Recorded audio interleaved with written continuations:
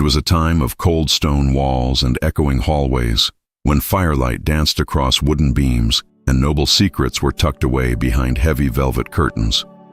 The medieval world was one of both splendor and silence, of whispered truths and carefully concealed affairs. In the high towers of ancient castles and the dim corners of sprawling manors, the lives of noble mistresses quietly unfolded, hidden behind the grand gestures of kings and knights. A mistress in medieval times was not merely a lover. She was a confidant, a secret counselor, and often a pawn in a larger political game.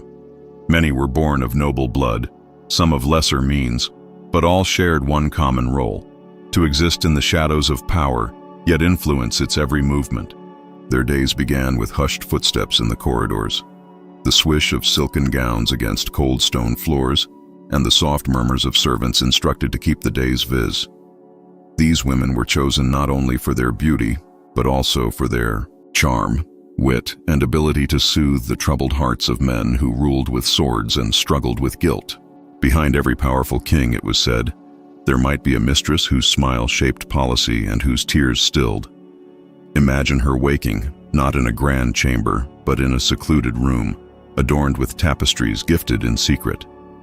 The fire crackles gently in the hearth. She stretches slowly, listening for the quiet sounds of servants preparing her morning tray. A tray not of grandeur, but of quiet affection. Honeyed bread, a bowl of ripe figs, and a small cup of warm wine to settle the nerves.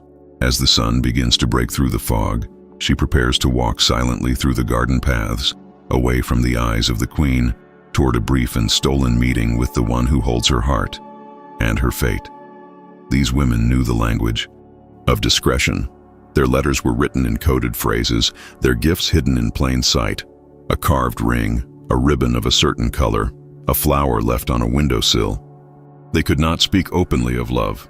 They could not be seen, but within them lived stories as rich and full as any bard's tale, tales of longing, of fear, of triumph in the smallest victories. Often, the mistress lived with the knowledge that her role could vanish with the changing winds of war or favor. One day she might be called my beloved, the next sent away to a convent or married off to a distant baron. And so she savored each moment, each glance, each whisper, each forbidden smile in the hall. Life was not easy for the mistress. She could not walk freely. She could not bear children openly. Her joy came in moments: a letter under a pillow, a song sung softly in a windowless room. And yet, for many, these moments were enough, because within those moments they felt alive. In a world that asked women to be silent and still, the mistress lived in emotion. She was passion hidden beneath a veil of silence. Each day, she played her part carefully, her voice soft, her steps measured, her words never careless. She learned who to trust and who would betray her for the queen's favor. She memorized the moods of her lover, whether the king returned from the battlefield hungry for love or hollow with grief. She listened without judgment. She waited without question. Behind every great court affair, there were whispers of a mistress's influence. Sometimes it was her idea that shifted a treaty, her plea that spared a life, her insight that sealed a marriage alliance. But her name was rarely recorded. History speaks of kings and queens, rarely of those who loved between the lines. Her story lives not in books, but in the quiet spaces between chapters, in the scribbled margins of old letters, in the pause between royal decrees. Her legacy is one of silence, of invisible strength, and of devotion that was often unseen but deeply felt. Now, take a breath. Picture the flicker of candlelight on a cold stone wall. Imagine the rustle of silk and the warmth of a secret smile in the dead of winter. This is her world. A world where love lived in shadows, and history was written not only in battles, but in glances shared across a crowded room. Before we continue, I invite you to do something simple, something human. In the comments below, write down what you're feeling right now. Are you calm, curious, sleepy, maybe even a little emotional? Let this be a space where you drift between thought and dream, between history and story. Close your eyes if you wish, Let the stillness wrap around you. When you're ready, we'll journey further into the second chapter of her quiet, powerful tale. The days in the castle passed slowly, not in hours, but in feelings. A single morning might stretch on forever when filled with waiting, while a quiet moment in the evening, shared between glances or the touch of a hand, might disappear like smoke into the cold air. Time for the mistress was not measured by the sun or the clock, but by the rhythm of secrecy. She moved through her routines with practiced elegance. After waking and dressing in gowns of soft wool and linen, she would sit near the window, though never directly in view. From there, she could listen to the life of the court without being seen. The clatter of hooves in the courtyard below, the clinking of armor as guards changed posts, the faint murmur of chapel bells signaling morning prayers. She did not attend those prayers, not because she lacked faith, but because her presence would draw eyes. And eyes meant questions. Questions meant risk. Instead, she whispered her own prayers, silently, to saints whose names she could never say aloud. Saints of hope, of patience, of hidden strength. In the afternoons, she sometimes read. Books were rare and precious, and only a few were allowed within the castle. A dusty Latin manuscript, a book of hours with faded illustrations, a tale of distant lands and noble tragedies, written long before her time. She traced the words with her fingers, not always understanding them, but finding comfort in the idea that someone, somewhere, had once felt as she did, quietly alive, in a world that could not see her. On certain days when the queen was occupied with embroidery or diplomacy, the king would send a note, folded 3 times, sealed with wax, and carried by a servant who knew to say nothing. These notes rarely contained more than a few words, "After dusk," or "By the old tower." But each word was filled with meaning, with possibility. She would read them slowly, her heart quickening just enough to feel it in her throat, then hide the note among the pages of her book or burn it in the hearth before anyone could see. Then came the waiting, the quiet preparation, choosing a dress not too bright, not too dull, a cloak to cover her shoulders and her intentions, a perfume made from lavender and cloves, just enough to linger, never enough to betray. The meetings were never long. They could not be. A kiss, a laugh, a whispered poem in a language neither of them truly spoke. Sometimes they did not speak at all. Sometimes the king would simply take her hand and rest his forehead against hers. Tired from ruling, from pretending, from being a man everyone watched. With her, he was not the king.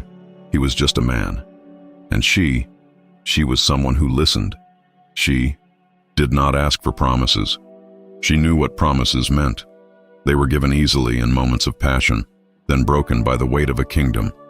What she wanted was something simpler, the truth in a touch, the honesty in silence, the warmth of being wanted, not for power or bloodline, but for herself.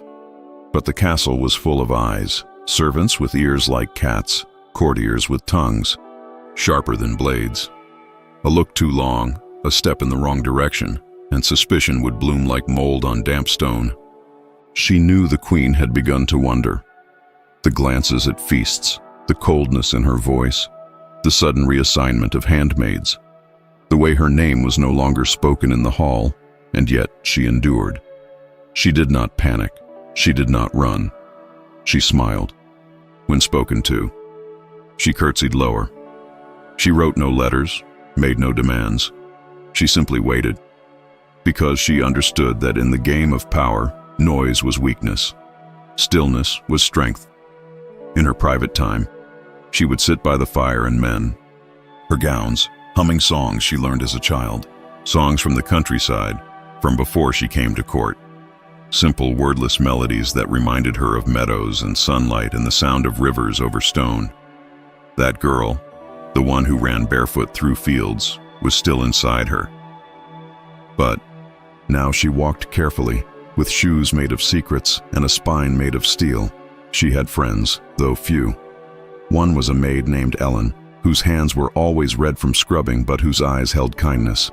Ellen never asked questions, never lingered when dismissed. But sometimes she would place a flower on the mistress's table. Not a rose or a lily. Those were for queens. No, she chose violets and forget-me-nots. Quiet flowers. Flowers that knew how to grow in the shade. Another was a knight, older, whose duty kept him in the outer courtyard. He had once saved her from slipping on icy stairs. Since then, he nodded when they passed. Nothing more.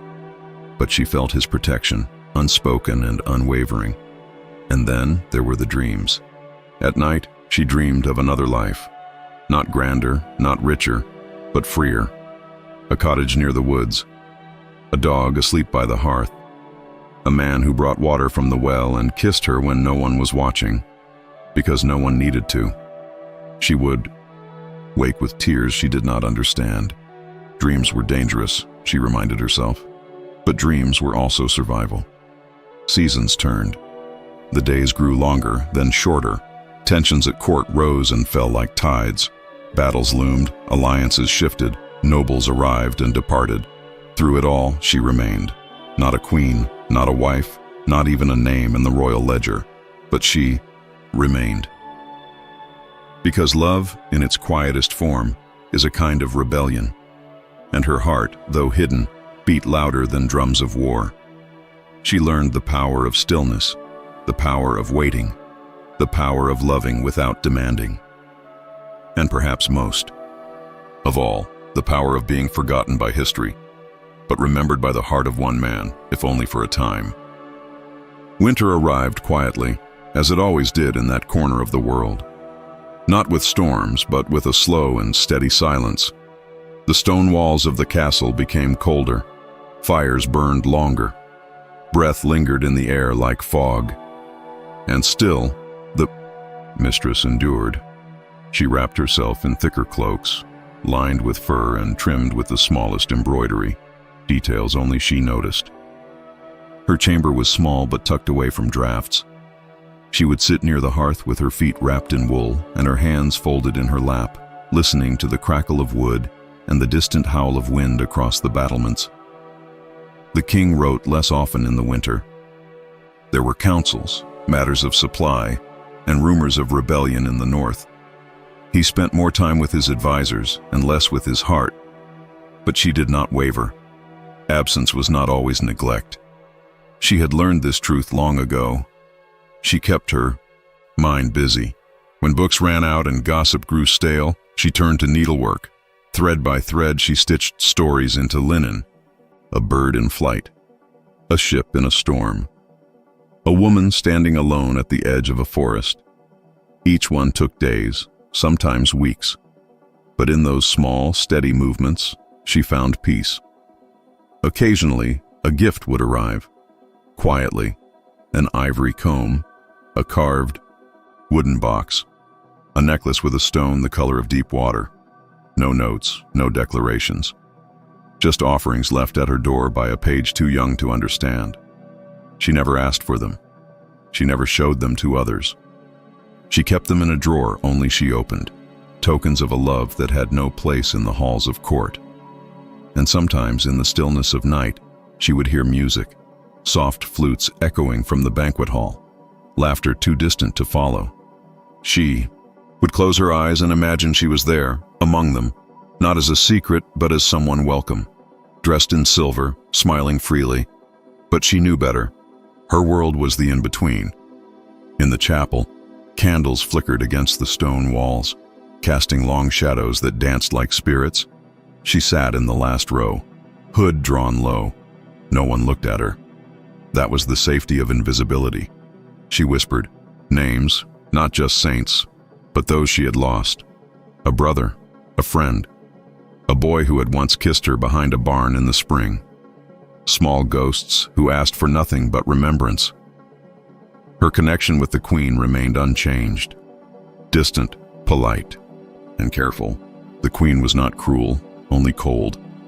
Her eyes, framed by jeweled veils, held more calculation than sorrow. She was, in her own way, a prisoner too, bound by ceremony, by lineage, by the expectations of those who cared more about heirs than happiness, and Still, there were moments when the queen would glance at the mistress too long. A flicker of something behind her eyes. Not hatred, not suspicion, but perhaps recognition. They were women, after all, living in a world where silence was their shield and softness was mistaken for weakness. In the servants' wing, Ellen the maid grew bold enough to speak. Just a few words now and then.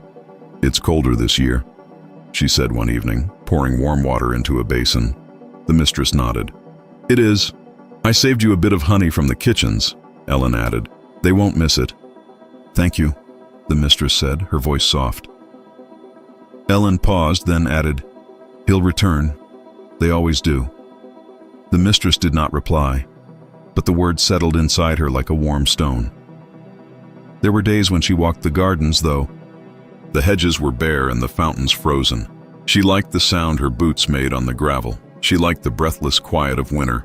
No birds, no chatter, just the sky, endlessly gray, and the earth resting beneath a sheet of frost. She remembered planting a flower there one summer long ago, a violet. She wondered if it would return in spring. She hoped so. One afternoon, she found a book tucked into her chamber door. Not a gift from the king, but something else. Its pages were written in an older hand with ink faded by time. It told the story of a woman named Isabeau, who had lived centuries ago, also a mistress, also a secret. She had loved a nobleman and waited years for him to choose her. He never did. But she had survived, grown old, started a vineyard. Her story ended not in tragedy, but in peace. The mistress closed the book slowly, her fingers lingering on the final page. For the first time in weeks, she smiled, not from joy, but from understanding. She dreamed more vividly in the cold months, not just of cottages and dogs, but of standing in the open, of being seen, not loved in secret, but known in daylight.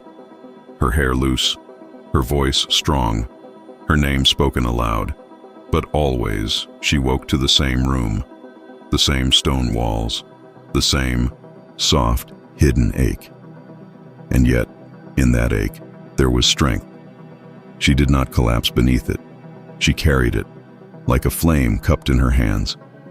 Because even if history forgot her name, even if statues were never carved in her likeness, she had lived. She had loved. She had mattered. And in the quiet spaces between war and politics, she was the heartbeat no one wrote about. The winter would pass, the violets would return, and she would still be there, waiting, not for rescue, but for herself. Spring arrived like a whisper, hesitant, cautious, unwilling to commit. The snow didn't melt all at once, but in patches like forgotten handkerchiefs on the ground. The trees held their breath, unsure whether to bud or sleep a little longer. And the mistress remained where she had always been, between one world and the next. Her mornings changed slightly.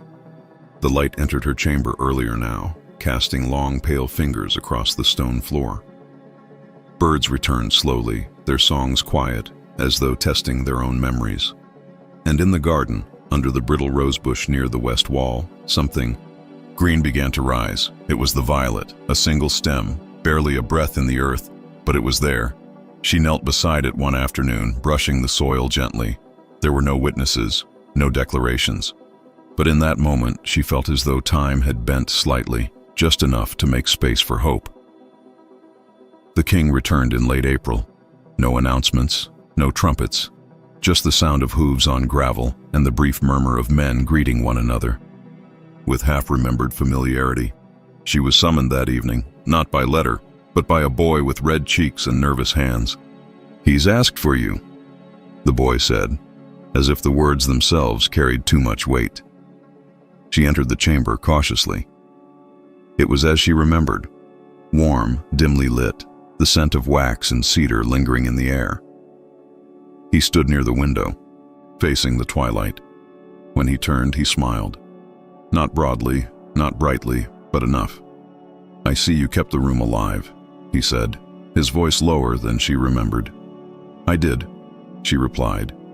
He stepped forward, and for a brief moment, the space between them dissolved. There were no titles, no secrets, just two people, deeply familiar with one another's silence. They didn't speak of love. That word had never been safe between them. Instead, they spoke of the weather, of books, of the cook's inability to make decent bread. They spoke like old friends, like two people who had once shared a life and now borrowed moments from it, like pages from a diary. After he left, she sat alone at the window. The stars were faint, scattered like forgotten beads across the sky. She touched the glass and exhaled slowly. In the days that followed, things returned to their rhythm. He visited her occasionally, brief conversations, shared glances, once a kiss that lingered longer than it should have. But it was different now, less urgent, less desperate, more tender, more quiet. The Queen, too, seemed more distant than before. Her attention turned to her sons, to the affairs of state, to rumors from France. She no longer looked at the mistress with suspicion. Perhaps she had accepted it, or perhaps she had simply grown tired, but not everyone forgot. A courtier, young, sharp-eyed, ambitious, began to ask questions, not loudly, not publicly, but with precision. Why was she granted so many comforts? Why did she not return to her family estate? Why did the king speak with her in private? She noticed the change in air before the words ever reached her ears. Fewer smiles in the corridors, more whispers. Servants who once offered bread with warmth now did so with indifference. Ellen, ever loyal, warned her in a low voice one morning while brushing her hair. "They say you're a ghost the king won't let die," Ellen murmured. The mistress met her gaze in the mirror and answered only, "Then let me haunt them gently." The phrase became her armor. She walked the halls with deliberate calm. She attended chapel with quiet devotion. She answered questions with grace, with poise, with a silence that refused to be baited. And yet, it weighed on her. Not the gossip, but the loneliness that clung to her like a second skin. There was a kind of exile in being loved quietly, an exile in being known only in the corners of history. She found refuge in her books, in stories older than the castle itself, in poetry written by monks who had never touched a woman's hand but somehow understood longing perfectly. One evening, while walking the garden alone, she heard footsteps behind her. She turned. It was the Queen. For a moment, they simply stared at one another. No words, no curtsies, just two women, each marked by choices neither had fully made. Then the Queen spoke, not with anger, but with an eerie calm. "He doesn't write about you in his letters." "I know," the mistress replied. "You've lived in silence for years." "I have." "Why stay?" The mistress looked past her to the violet blooming in the grass, then back at the Queen. "Because even silence can feel like home," she said. The Queen's eyes didn't soften, but she said nothing more. She turned and walked away, her steps quiet, deliberate, like a retreat rather than a dismissal. And the mistress remained in the garden, breathing in the cold air that still lingered, even as the season turned. That night, she dreamed of the sea. Not ships, not sails, just standing in the surf, water curling around her ankles, the sky endless, the wind tugging at her sleeves. She felt no fear, only the strange ache of freedom. She woke before dawn. The world was still. Even the birds had not begun their song. She rose, wrapped herself in a cloak, and stepped outside. The castle slept. The garden was dark, but she knew her way. She knelt beside the violet, touched its leaves gently, and whispered, "You are seen." And, in that quiet declaration, she allowed herself to believe she was too. By the time the summer came, the days had grown long and slow, like music without urgency. The castle, once full of purpose and noise, settled into a kind of sleepy rhythm. The clatter of armor softened, the shuffle of servants dulled, and the air itself felt warm and suspended. The mistress found herself waking earlier now, just before the sun reached the horizon. Not out of duty or expectation, but because the silence of early morning held something sacred, something untouched by whispers, by courtly games, by watchful eyes. Each morning she walked barefoot through the garden, the dew cool against her skin. She paused often, not to think, but to feel. The curve of a petal, the breeze through the hedges, the way the light shifted across the stone wall as the sun climbed higher. Nothing extraordinary happened. And perhaps that was the most extraordinary thing. People began to speak of her less, not because they had forgotten, but because she no longer offered the world any edges to grab hold of. She was quiet, composed, gentle in every movement. She smiled politely, nodded often, but gave away nothing. She became in the minds of many a harmless figure, neither threat nor spectacle, a part of the scenery, a shadow of former scandal, and yet her presence was not empty. The king continued to visit, though now only rarely. He had grown more solemn with age, his laughter quieter, his shoulders heavier with the burden of decisions he could not unmake. When they did meet, they sat in silence more often than not. Sometimes he would read aloud from a letter or ask for her thoughts on a matter of diplomacy, but most often he simply rested in her presence, as though her stillness soothed something in him. One evening, after a particularly long absence, he arrived unannounced. She looked up from her embroidery as he entered, the candlelight casting long shadows behind him. He sat across from her, saying nothing at first. His eyes drifted around the room, taking in the books, the pale violet in the window vase, the faint scent of rosemary in the air. "I used to imagine you would leave one day," he said, voice low and tired, "without warning, like mist from the hills." She smiled faintly. "And yet, I'm still here. I never asked you to stay." "No," she said gently. "You never had to."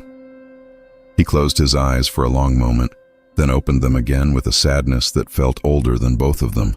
"I've written a will," he said, "and in it, I've made arrangements for your comfort. You'll be safe, provided for. You'll have your own home." She looked down at the thread in her fingers. "Thank you. I should have done it sooner. It's enough that you did it at all." Silence passed between them like an old friend walking through a familiar room. Later, after he had gone, she sat alone at the window. Outside, the moon had risen, a perfect silver coin in the deep blue sky. She touched the edge of the curtain, then drew it closed. The next day, she received a small package from a distant relative, an old aunt who lived near the coast. Inside was a hand-carved comb made of driftwood and a letter written in spidery ink. It spoke of tides and time, of patience and forgetting. It ended with the words, "Even the sea returns to the shore, my dear.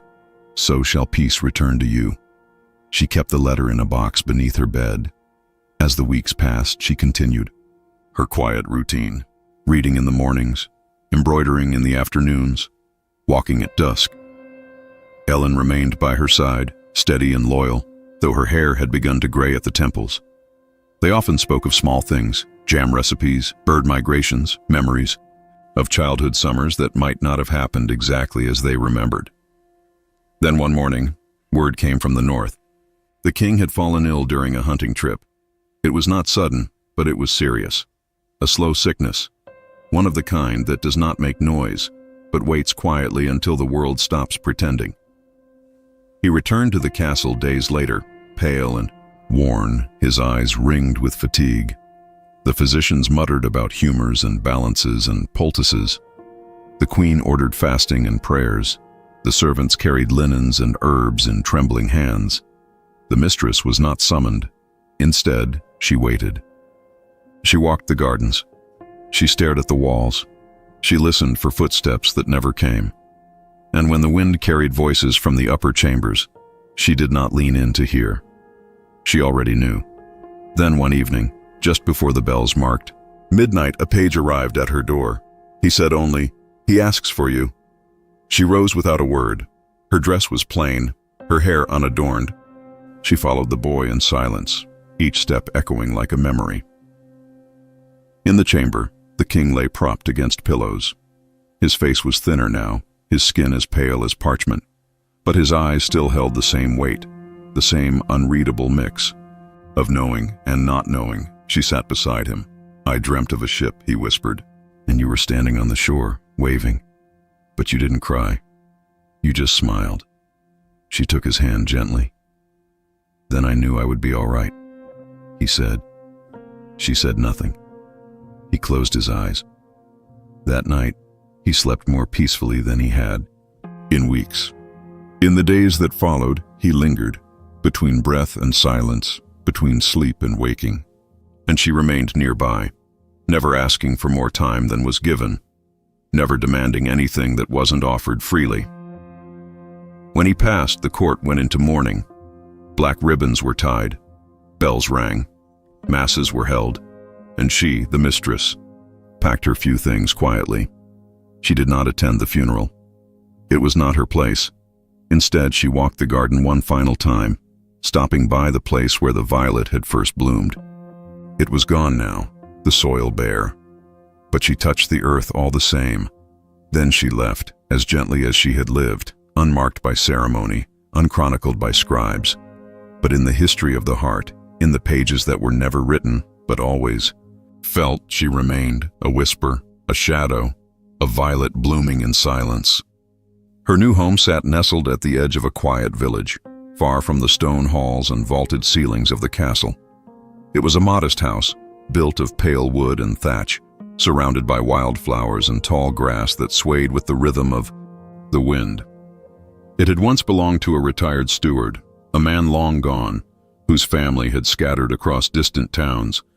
The king's arrangements had ensured she would never lack for food or warmth, but there were no guards at her door, no carriages in the drive, only silence, birdsong, and time. She arrived with little more than a trunk and her memories. The village folk did not ask who she was, not directly. They had heard stories, of course, how could they not? The king's mistress, exiled to a cottage by the wood, a woman with eyes that had seen too much, a lady who spoke gently, moved quietly, and never looked over her shoulder. They did not fear her, nor did they revere her. In time, they simply accepted her, the way one accepts the sound of a stream or the scent of lavender in the sun. She became part of the village landscape, as ordinary and necessary as the church bell or the blacksmith's hammer. She learned to grow herbs, not for potions or cures, those belonged to another life, but for taste, for comfort, for the simple act of tending. She kept thyme and sage in the window box, rosemary and mint near the well. Her hands, once adorned with rings and silk, now wore the memory of soil and sunlight. And it felt right. Ellen had come with her, of course. She would not have stayed behind, not after all they had endured together. She managed the household with quiet efficiency, always one step ahead, always prepared. But now, in this slower life, even Ellen softened. Her laughter returned, creased with age, and she began to bake again. Sweet breads and apple cakes, warm and fragrant, often left cooling on the windowsill where children would sneak glances and sometimes smiles. Some days, travelers would stop by the cottage, traders on their way to market or messengers from the nearby estate. They asked for water, sometimes for bread, and she always gave what she could. Few recognized her, and those who did said nothing. Her past, once a roaring fire, had dwindled to embers barely visible beneath the ash. There were nights when she could not sleep. She would lie awake listening to the wind outside, tracing the knots in the wooden ceiling with her eyes, recalling the weight of a gaze, the warmth of a voice now lost. She did not cry. Not anymore. Grief had long ago melted into something else, less sharp, less consuming. It had become part of her breathing, like a second heartbeat. Once in early autumn, she received a letter. The seal was unfamiliar, the handwriting elegant but not practiced. It was from a woman, young, curious, careful in her words. She wrote of her mother, a lady-in-waiting who had once served at court, and how she had spoken of the mistress who walked like water and never once raised her voice. She asked if it was true that someone could live in the center of power and still remain untouched by its poison. The mistress read the letter twice, then placed it in a drawer. She did not respond. Later, she would walk through the woods behind her home, letting the dry leaves crunch beneath her feet. She followed no path. She did not need one. The trees, tall and steady, did not question her presence. The sun filtered through in soft gold, and there, surrounded by all the things that did not speak, she felt seen. As winter approached, the first frost appeared on the garden fence. Ellen stitched wool blankets. The fire was lit more often, and they began drying apples in the hearth's low warmth. Life became smaller again, but not emptier. The simplicity held its own kind of fullness. One morning, a boy knocked at the door. No older than 10, cheeks red from the cold, hair tangled under a wool cap. "My mum says you used to live in a castle," he said. "I did," she replied. He squinted up at her. "Were there dragons?" She smiled. "No, but there were people who acted like them." He nodded solemnly, as if this made perfect sense. "Do you miss it?" She looked out past the garden toward the hills, barely visible through the mist. "Sometimes," she said, "but not the parts you'd think." He was quiet for a moment, then asked, "Do you ever tell stories?" "Not usually." "Will you tell me one today?" She considered it, then stepped aside and gestured him in. Ellen made warm tea. The fire crackled, and for the first time in many months the mistress began to speak, not of politics or betrayal, not of kings or courtly games, but of a violet that bloomed where no one had planted it, and how sometimes the rarest things grow where they are least expected. She told the boy about a fox who could speak, about a sparrow that remembered dreams, and about a woman who walked through fire and came out whole, not unburned, but whole. And he listened, wide-eyed, never once interrupting. That night, when he returned home, he told his mother that the lady in the cottage had magic in her voice. She did not, but she had something older than magic. She had truth, wrapped in quiet, in stillness, in grace, and that was enough. Winter settled deeply across the land, blanketing the village in a silence that seemed to stretch between each snowfall. The cottage, once filled with the warm scents of drying herbs and baked bread, now held the hush of old wood and quiet reflection. The mistress often sat by the window, wrapped in a shawl of soft wool, watching the branches collect snow as if each flake carried a memory too delicate to name.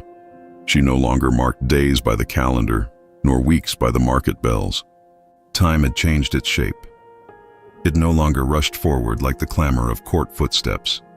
It moved in gentle circles now, around the hearth, between sun and shadow, within the steeping of tea and the folding of linens.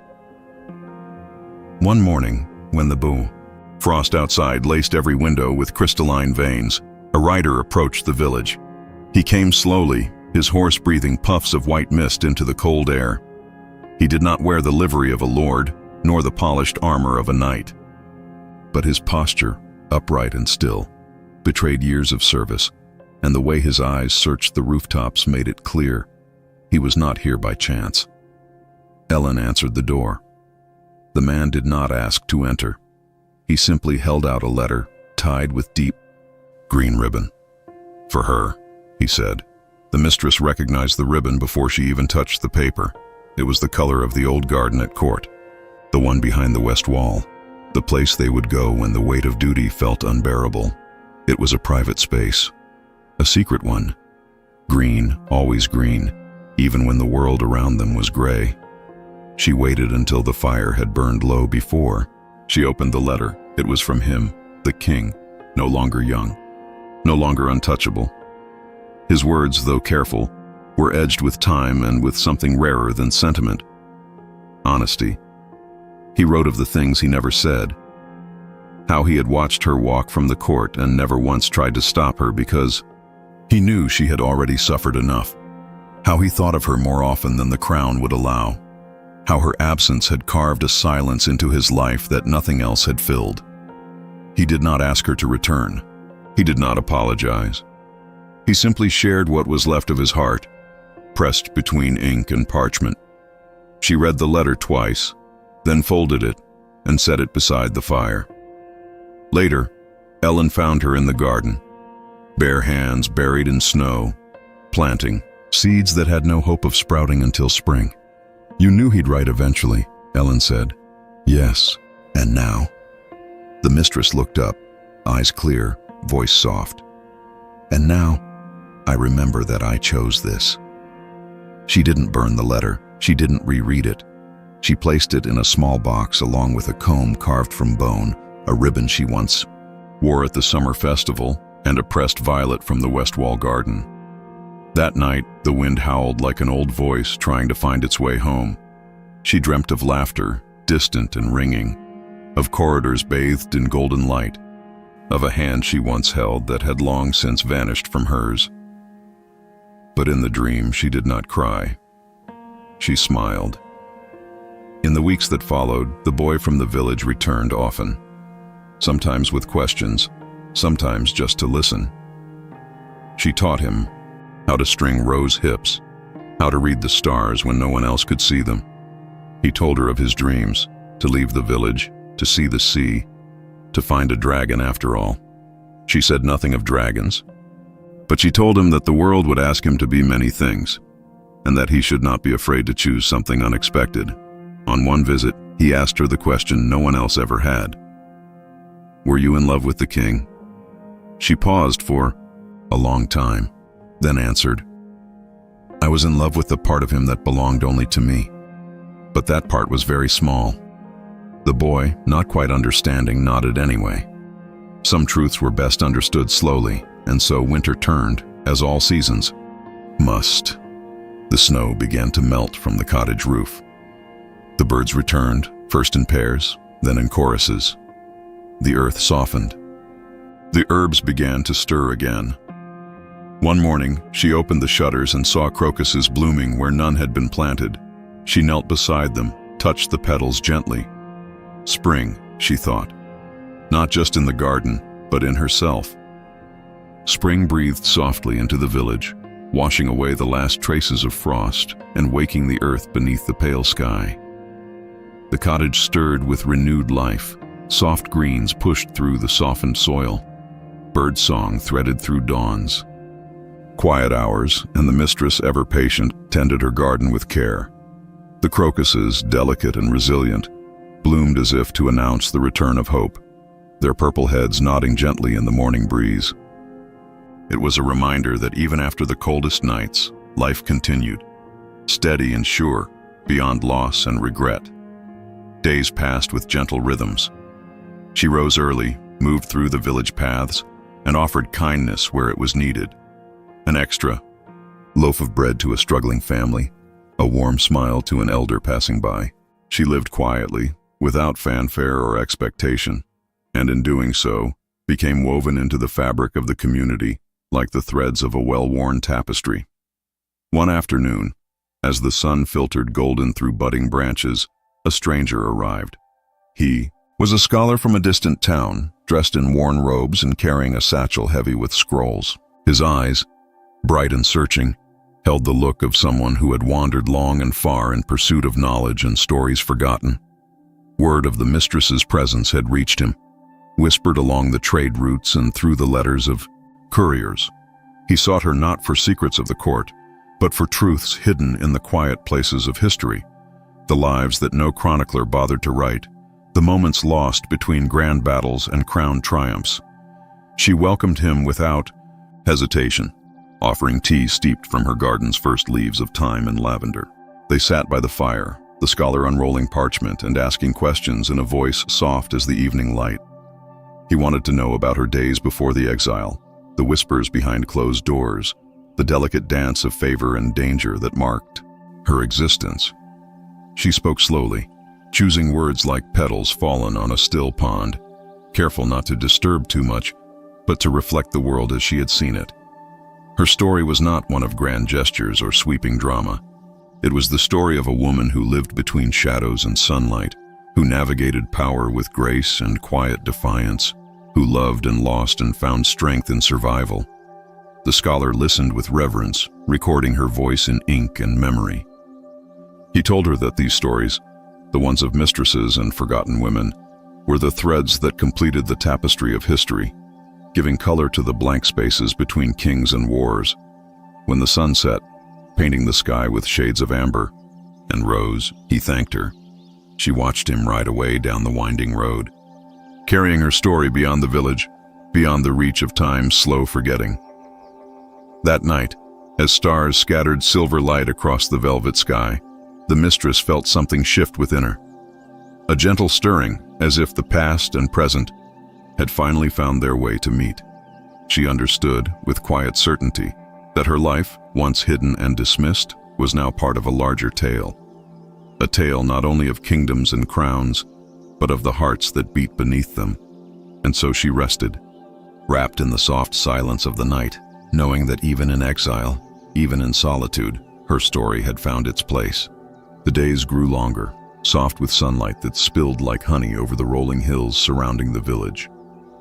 The mistress moved through this quiet world with a measured grace, her hands busy with the simple acts that tethered her to life, mending clothes, tending herbs, weaving baskets. Though the court was far behind her now, its shadows lingered like echoes in the corners of her mind. She found herself tracing those memories not with bitterness but with a strange tenderness, as if touching the fragile petals of a flower pressed between the pages of a book. One morning, a letter arrived. Unlike the one before, this message was brief and unsigned, delivered by a traveler who stopped at the village on his way to the city. The paper was thick and rough, ink smudged from travel, but the words were clear. Not all stories end in sorrow. Seek the one who waits in the east. She folded the letter carefully, her mind stirring with questions. Who was the sender? What was meant by the one who waits in the east? The village was a small world, and whispers traveled faster than the morning breeze. Rumors had reached her ears of a man, a lord perhaps, who sought knowledge beyond the throne, who collected stories as others collected gold.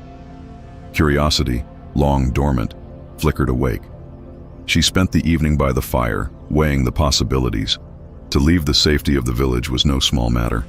The road to the east was fraught with dangers, wild beasts, bandits, and the ever-watchful eyes of those who would prefer her story remained buried. Yet something deep inside whispered of journeys not yet taken, of truths waiting beyond the horizon. In the days that followed, she gathered what she would need: a cloak woven thick against the chill, provisions carefully wrapped in cloth, and the small box that held her most precious keepsakes. Ellen, ever faithful, helped in silence. On the morning of departure, the village seemed to hold its breath. The birds paused mid-song, and even the wind softened. The mistress stepped onto the path that led away from everything she had known. Each step was measured, steady. The road stretched before her, winding through ancient forests where the trees whispered secrets older than memory. As she walked, the sun rose higher, casting long shadows that danced like ghosts around her feet. She carried with her the weight of history, the delicate balance between power and vulnerability, love and loss, hope and despair. But above all, she carried the knowledge that her story was hers to tell. And so she journeyed eastward into the unknown, guided by the faint promise of a meeting that might change everything. The path wound through forests thick with the scent of pine and earth, each step stirring the soft carpet of fallen leaves. The mistress moved with quiet determination, the weight of her past settling gently on her shoulders, neither a burden nor a chain, but a reminder of all she had survived. Days passed in a steady rhythm, morning light spilling through branches, the distant call of birds, the crackle of fire at night. She slept beneath a canopy of stars, wrapped in her thick cloak, listening to the world breathe around her. Occasionally, travelers crossed her path, merchants with carts laden with cloth and spices, pilgrims with tired eyes and hopeful hearts, farmers driving their flocks along dusty roads. Each encounter was brief, polite, and anonymous, as if she were a shadow moving quietly through their lives. One evening, as the sun dipped low and painted the sky in shades of amber and violet, she arrived at a small town nestled beside a river that gleamed like liquid silver. The air was thick with the scent of fresh bread and wood smoke, the sounds of children laughing, and the murmur of voices in the market square. Here, she hoped, she might find the one who waited in the east. She wandered, the narrow streets, her eyes catching the glint of lanterns and the faded colors of banners fluttering in the evening breeze. At a modest inn, she paused. The sign creaked softly overhead, a painted stag beneath a crescent moon. Inside, the warmth of a crackling hearth welcomed her, and the murmur of quiet conversation settled like a gentle tide. She took a seat near the fire, letting the flickering light chase the shadows from her face. A man approached, tall, with dark hair touched by silver at the temples, eyes sharp yet kind. He introduced himself simply as Aelric. His presence was calm, unassuming, but there was an intensity beneath the surface, a depth that suggested he carried stories as heavy as her own. Over a shared meal of bread and stew, they spoke cautiously at first, exchanging tales of places seen and people lost. He listened as she spoke of her life, of exile, of love, of quiet strength born from hardship. In turn, he shared stories of his travels, of books collected from distant lands, of secrets whispered by those who understood the power of history. As the night deepened, their conversation wove a delicate tapestry, threads of trust, understanding, and a shared longing for something more than the lives fate had dealt them. When the hearth had burned low, Aelric reached into his satchel and produced a small, leather-bound book. He handed it to her gently. "It's yours," he said, "a collection of stories that don't belong to kings or queens, but to those who lived in the spaces between, the forgotten, the overlooked." She took the book, feeling its weight in her hands, a tangible promise that her journey was far from over. Outside, the wind whispered through the trees, carrying with it the soft murmur of a world waiting to be remembered. The next morning, the mistress awoke to the soft light filtering through the wooden shutters of the inn. The leather-bound book rested beside her, its cover worn but sturdy, promising countless stories within its pages. She took a moment to gather her thoughts before opening it. The ink inside was faded, the handwriting elegant but hurried, as though the writer sought to capture memories before they slipped away forever. As she turned the pages, she found tales of women much like herself. Hidden lives, secret loves, and quiet acts of courage woven throughout the tapestry of history. Some stories spoke of passion and betrayal, others of resilience and hope. Each one was a reminder that the past was not just the domain of kings and warriors, but also of those who lived in the shadows, shaping the world in subtle and profound ways. She felt a kinship with these voices from the past, their whispers bridging the centuries to reach her here, in this small town far from the court she once knew. Throughout the day, she wandered the market and the narrow streets, the book tucked safely beneath her cloak. She noticed details she had missed before, the way a child's laughter echoed between stone walls, the warmth of a baker's smile, the gentle nod of a passing stranger. There was a quiet beauty in these simple moments, a reminder that life continued even in the smallest of places. That evening she met again with Aelric by the firelight. They spoke of stories and memory, of how the past could illuminate the present and shape the future. He told her that history was not fixed, but alive, breathing and changing with each telling. The mistress listened, her heart swelling with a new understanding. Her own story, once hidden and silenced, was part of this living history, a thread in a vast and intricate web. In the days that followed, she began to write, not in grand speeches or declarations, but in quiet notes and reflections, capturing the small moments that made her life hers. Her pen moved slowly, tracing the contours of her thoughts and feelings, creating a record that might one day speak to others like her, those who lived in the margins, whose stories too deserved to be told. And as the sun set behind the hills, casting long shadows across the town, she felt a peace she had not known before, a peace born not of forgetting the past, but of embracing it fully, its pain, its beauty, and its endless possibility. The days slipped gently into weeks, each one folding softly into the next like petals in a quiet bloom. The mistress found solace in the rhythms of the town, the rising sun, the bustling market, the evenings spent by the hearth with Aelric and the leather-bound book. She began to notice the small ways life moved forward, even when shadows from the past lingered at the edges of her thoughts.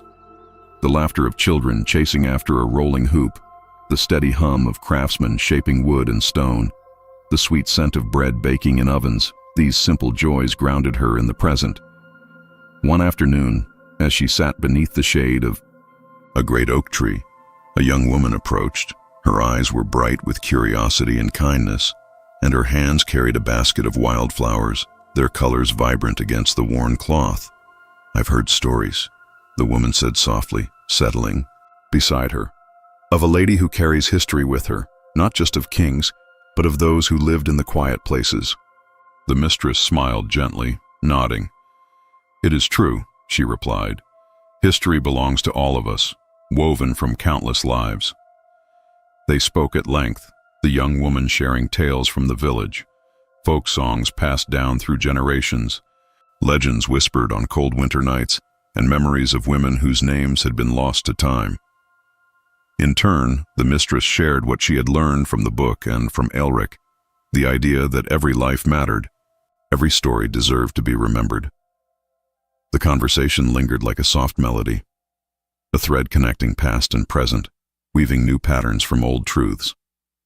As twilight fell, the young woman rose to leave, but not before pressing a single blossom into the mistress's hand, a symbol, she said, of growth and remembrance. The mistress held the flower close, feeling its delicate petals warm against her palm. In that moment, she understood more deeply than ever that her journey was not just about reclaiming her own story, but about honoring all the stories intertwined with hers. The hidden lives, the whispered secrets, the courage found in silence.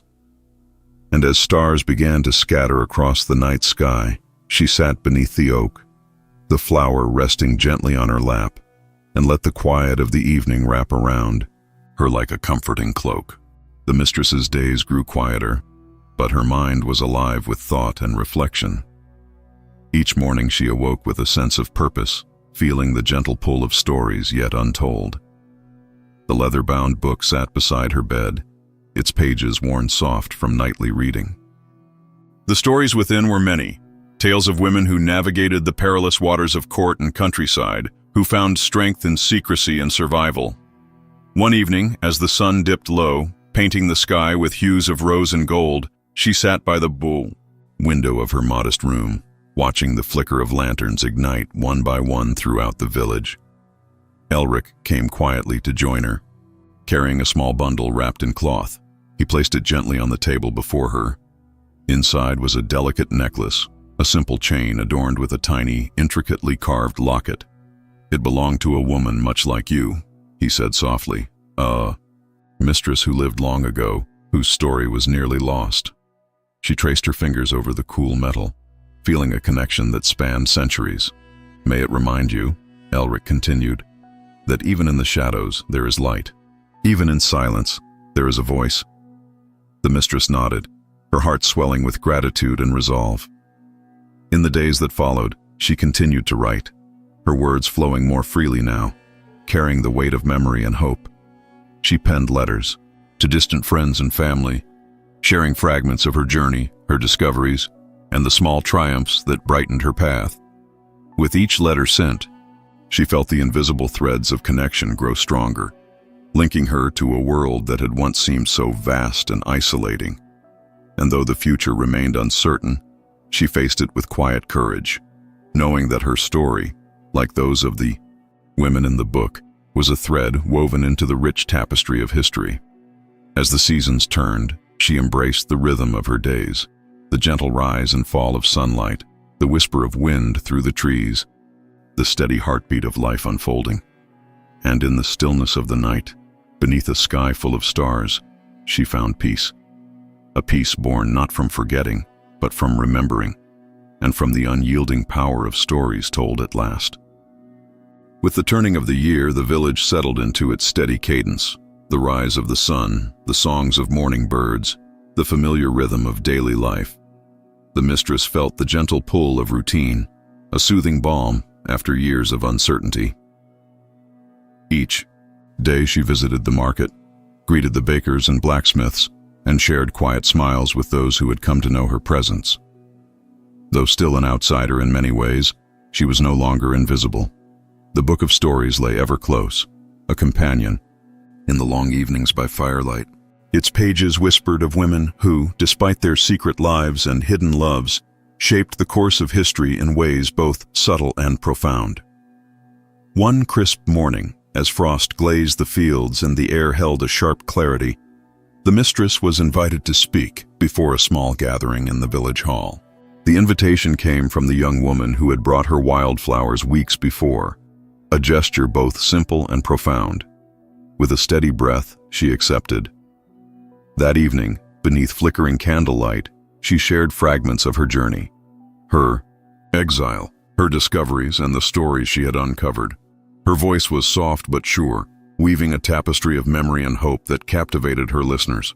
She spoke not of grandeur or fame, but of the quiet courage found in everyday lives, of the power of stories to heal and connect. As she finished, the room was still, the weight of her words settling like a gentle embrace. One by one, villagers stepped forward to share their own stories, tales of ancestors, forgotten loves, and moments of bravery long buried beneath the passage of time. In that shared space, history came alive, not as a distant chronicle, but as a living, breathing thread that bound them together. The mistress felt a warmth bloom within her, a sense of belonging that had eluded her for so long. And as the night wore on, she understood that her story, like theirs, was no longer hidden in shadow. It was a part of something larger, a mosaic of lives woven together by memory, courage, and the enduring power of the human spirit. The days that followed the gathering were filled with a newfound sense of community and connection. The village, once quiet and distant, seemed to hum with the gentle energy of shared stories and rediscovered history. The mistress walked the familiar paths with a lighter step, her heart buoyed by the knowledge that she was no longer alone in her journey. Each face she passed carried a story, each glance held a spark of understanding. She returned often to the leather-bound book, its pages now more treasured than ever. Within them, she found comfort and inspiration, a reminder that the lives once hidden in the shadows had shaped the world in ways both profound and lasting. Her own story was now part of this living history, a thread woven with courage, hope, and resilience. In the quiet moments before dawn, she sat by the window, watching. As the first light of day touched the world with soft gold, she felt the gentle weight of the locket around her neck, a symbol of the past carried into the present. And as the village slowly woke, she breathed deeply, embracing the promise of the day ahead. For in every whispered tale, every quiet memory, there was life, and in every life a story worth telling.